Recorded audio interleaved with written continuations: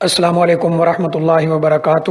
الحمد للہ رب العالمین والصلاة والسلام علی اشرف الانبیاء والمرسلین نبینا محمد وعلی آلہ واصحابہ اجمعین، اما بعد۔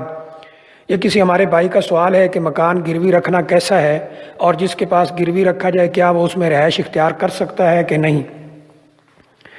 دیکھیے، ہمارے ہاں یہ جو سلسلہ چل نکلا ہے کہ اگر کسی آدمی کو پیسے کی ضرورت ہوتی ہے تو وہ اپنا مکان گروی رکھ دیتا ہے، اور جس کے پاس گروی رکھا جائے وہ اس میں اپنی رہائش رکھتا ہے یا کرائے پر دے دیتا ہے، اور یہ کہا جاتا ہے کہ جب پیسہ واپس کیا جائے گا تو مالک مکان کے سپرد کر دیا جائے گا۔ یہ سلسلہ شریعت کے بالکل خلاف ہے، اور یہ سود کی ایک شکل ہے۔ شریعت کے اصولوں سے یہ ٹکراتی ہے بات، اور اس کی گنجائش شریعت کے اندر موجود نہیں ہے۔ اس کے ناجائز اور حرام ہونے کی پہلی وجہ یہ ہے کہ جو چیز بطور گروی رکھی جاتی ہے، گروی ایک امانت ہے اور امانت کو استعمال نہیں کیا جا سکتا۔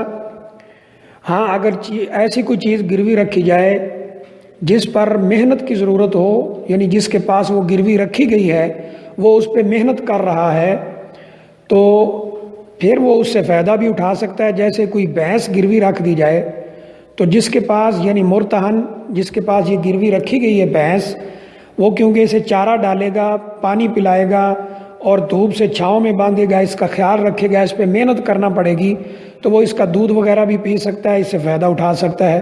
لیکن اگر وہ چیز ایسی نہیں ہے جس پہ محنت کی ضرورت ہو تو اس کا استعمال ناجائز ہے۔ تو مکان ایسی چیز ہے جو خراب ہونے والی چیز نہیں ہے، اس پہ محنت کی ضرورت نہیں ہے، تو اس لیے مکان کا اس طرح استعمال وہ جائز نہیں۔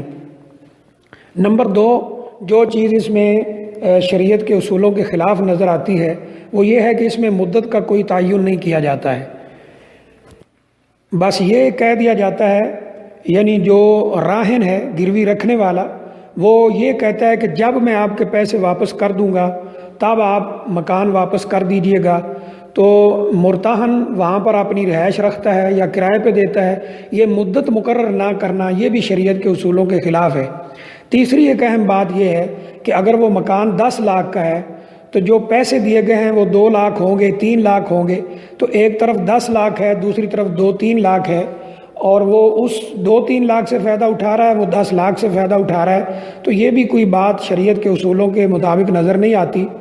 اور چوتھی چیز جو اس میں غلط ہے وہ یہ ہے کہ کرائے کا کوئی تعین نہیں ہوتا، وہ بغیر کرائے کے رہے جا رہا ہے، یا اس نے آگے کرائے پہ دے دیا اور خود وہ کرایہ اپنے ضرورت میں استعمال کر رہا ہے۔ یہ ساری چیزیں جو ہیں شریعت کے خلاف نظر آتی ہیں۔ میری ناقص معلومات کے مطابق ایسا کرنا، یہ مکان اس طرح گروی پر دینا، یہ صحیح نہیں ہے۔ ہاں، اگر صرف گروی پر دینے کی بات ہو کہ صرف گروی پہ دینا ہے کسی ضرورت کے تحت، وہ کوئی بھی چیز گروی رکھی جا سکتی ہے، وہ مکان ہو، موبائل ہو، کوئی گھڑی ہو، کوئی ایسی چیز قیمتی ہو، وہ گروی رکھنے کی حد تک تو صحیح ہے، لیکن یہ بطور امانت ہوگی۔